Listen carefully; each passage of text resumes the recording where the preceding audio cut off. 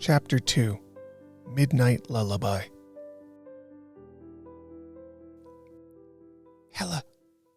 Hella, are you awake, Hella? Senna asked through the wall by Hella's head. She'd know his small, squeaky voice anywhere. Yes, you can't sleep either, hey, Finn? Finn was the nickname she had given Senna years ago because of his fear of water and inability to swim. No, I can't stop seeing it, and my eyes don't want to close. Hella? A few moments passed before Senna continued. Why did they have to hurt him so bad? I mean, I understand we all deserve to die because of our ancestors, but that peaceman... Hella sat up in bed. No! Stop that! Don't speak their lies when we're alone. Those spineless mongrels hide their evil in plain sight behind the words they make us repeat. Our ancestors were glorious compared to them, and they know it. If it weren't for the cursed gems of their cursed god, everything would be back to the way it should be, how Grom meant it to be. Senna didn't respond, so Hella took that as a concession and an invitation to continue her diatribe. We've been the captors of those dogs for over 800 years, but we subdued them for over 2,000 years before that. It's us, the Theutons, who are loved by Grom. That's something no Rayan will ever understand. They can't. Their god only grants them his power through outward things, those aspirite gems. Ours grants us her power from within, from deep within our souls. Grom's love was the power that raised us over the Rayans for thousands of years, and it's why they do the things like we saw yesterday. 6 cowards hiding behind their weapons, chopping up an unarmed man who dared to be the hero they could never dream of being. Hella was speaking through gritted teeth at this point when she noticed her walls were visible in a dim, reddish hue. I'm sorry, Hella. I didn't mean to speak their lies, but everything I've learned about us is from their enlightenment sessions. Drom never told me things like he did with you. Drom was a previous member of Call 19. He didn't last very long, about 4 months in total. He was a few years older than Hella, a head taller, with dark, messy black hair, and had just started coming into his adult voice. During their blessings, he would spend hours regaling her with stories of Theuton lore that he had learned from an elder in his previous call. He had tried talking to the others as well, but Hella was the only one who wanted to listen to his stories. She found them captivating. It was his voracious drive to spread this knowledge that had gotten him beaten to a pulp by peacemen, sent to another call, and replaced by the dopey Talon. This was probably the real reason Hella despised Talon. He barely spoke in general, so it couldn't have been anything he said. Those enlightenment sessions are just Rayan lies piled on top of each other to keep us dumb and weak, Hella said after the reddish hue disappeared. Hey, Senna, have you noticed a dim red light in your room lately? Red? No. Everything in my room is blue. Does your room have red? Hella squinted, but only saw pitch black. She couldn't even distinguish the walls now. No, I don't know, she finally conceded. Forget what I said. It doesn't matter. Trying to change the subject out of embarrassment, she asked, What are they teaching you in those enlightenment sessions right now anyway? Until the age of 10, Theutons had to attend enlightenment sessions once a week. They lasted the entire day and consisted of sitting in a small room with a single chair watching a projection glass with pre-recorded speeches from Rayan clergy. Senna was in his last year of enlightenment. The last thing I remember them talking about was the Battle of Tragedy. Comes up a lot. It gets really boring most of the time, and I just try to stay awake for it, so it's kind of blurry. Hella laid back down, propping herself up on her elbows and got close to the wall. Let me guess. They talk about how peaceful and magnificent Ray was, how he battered and destroyed all the Theuton hordes before getting tricked by Theut and falling to his spear. Something like that? Yeah, and then Theut killed thousands of Rayans and their children and destroyed all their cities. Most of that session is horrible pictures of dead kids and babies. I don't like watching it. Hella put her forehead against the wall. Do you want to know what Drom told me about the Battle of Tragedy? Drom talked about that? Yeah, and there's more that they aren't saying. You need to know, considering it's what first started the fighting, Hella said. It's true that Theut, the chosen of Grom, led a band of his most trusted warriors down from the abyssal mountains towards Ipol. But it was meant to be a peaceful meeting to discuss trade terms. It was Ray, not Thoot, that rode out to meet them and then started slaughtering all of Thoot's men for no reason. Really? Why did Ray do that? Senna blurted. Who knows? Would anything about that surprise you after seeing what happened yesterday? These people are heartless killers. Senna sniffled. I can't stop thinking about what I saw, Hella. Me neither, Finn. But you need to know the truth. Ray took sick pleasure in killing each of Thoot's men, just like that Peaceman did. His power to use Asperite was beyond any other Rayan because he was the chosen of their false god's soul. But he didn't understand the power of Grom's love that was in each Thootan's heart, especially in Thoot's. Hella's voice cracked. Thoot, seeing all of his dearest friends dead at his feet, became filled with the unvanquished flame of Grom and let out a horrible yell. Drom told me his whole body glowed with such a bright white light that it blinded Ray. At that moment, Thoot grabbed hold of his war pike and threw it the entire distance of the battlefield, piercing Ray's heavy battle armor and killing him to avenge his comrades. Wow, exclaimed Senna, sounding brighter. Hella, do you think the unvanquished flame is real? I mean, like the stories and the prayers say? That it lives in the hearts of every Thootan? Of course it does, she retorted. It's what unites us with Grom, what gives us strength, just like it did for Thoot that day at the Battle of Tragedy. But, Senna's voice cracked again, why didn't it help that man today? He needed Grom's love more than anyone I've ever seen. Why didn't the unvanquished flame help him? It was discouraging to hear Senna speak in this tone. He was always very mild and trusting. These questions were new. They smacked of lost innocence and belief. It was apparent that he had been wrestling with these contradictions all night. Hilla softened her tone. A lot of things in this place don't make sense, Finn. I wish I could tell you I understand it all, but I can't. It makes me angry and sad every time the Rayans do such things. But I know we are what my heart knows we are. What each Peaceman knows we are. We are strong and proud and powerful. I feel it in every fiber of my being, and not because Drom or Godin or any other Thootan told me so, Finn. She placed her hand on the wall. I know it in my heart. I feel Grom's love no matter what they force us to watch during Enlightenment. No matter if my feet betray me when the Asperite glows. Even when I watch that man cut to pieces. In fact, more in that moment than ever before. If it wasn't the unvanquished flame that burned inside me at that point, I don't know what else to call it.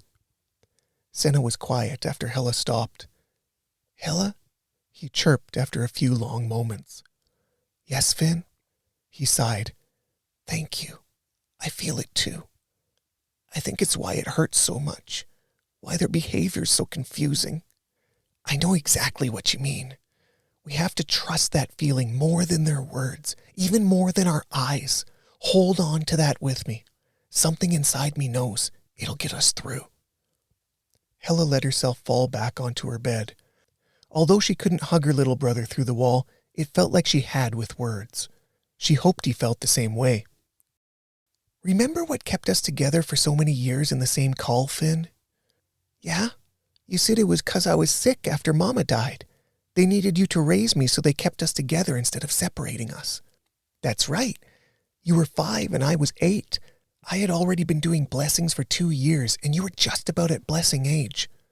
Godin told me they would probably take you away when they came to remove Mama's body. That was the first time I could remember feeling what had to be the unvanquished flame. By Grom's love, there was no way I was going to let them steal my little brother after they took my Mama. How did you stop them, Hella? Senna asked. Hella smirked. I lied my little face off. Senna giggled in response. There he is. There's my Finn. The moment the Peaceman came with a cart to collect her, I started telling him how sick you were with the same disease Mama had. He avoided you the whole time. Then I told him I was the only one Mama had shown how to treat you, and I was one of the rare Thootans that couldn't get sick with it, she chuckled. I don't know if he believed me or just wanted an excuse to avoid having to find a new call for somebody else to raise you until blessing age, but it was only by the love of Grom that he left you with me. It's the only thing a Rayan ever did for me that I'm truly grateful for. I'm so happy he did, Senna said. Guess I'm better than the alternative, Hella quipped. He could have given you to Farah. Both the siblings giggled at that thought. She's pretty annoying, Senna said. Ugh, so annoying. Hella and Senna didn't have a lot of conversations like this, so Hella wanted to keep talking despite the late hour. It was also just cathartic for her to speak openly with someone who wanted to listen. She hadn't had that since the Rayans beat and relocated Drom. Senna's voice broke through her thoughts again. Hella. Yeah, Finn? I know it's late, so if you want to go to sleep, I'll understand. No, it's fine. What are you thinking? She inquired, happy to keep the exchange going. Did Mama ever tell you anything about our dad? I don't remember him, and she didn't talk about him around me. Hella sighed. No, never. I even asked a couple of times, but she changed the subject and got mad at me. Oh? Senna replied with a small voice. But, Hella hesitated before deciding to continue with her thought. Well, I've heard rumors about him. What do you mean, rumors? From who? There was a time before Mama died when I was doing blessings with her and Godden. I was a lot slower than them, and it was making Godden nervous. You know how he is when he's worried about Peaceman getting involved.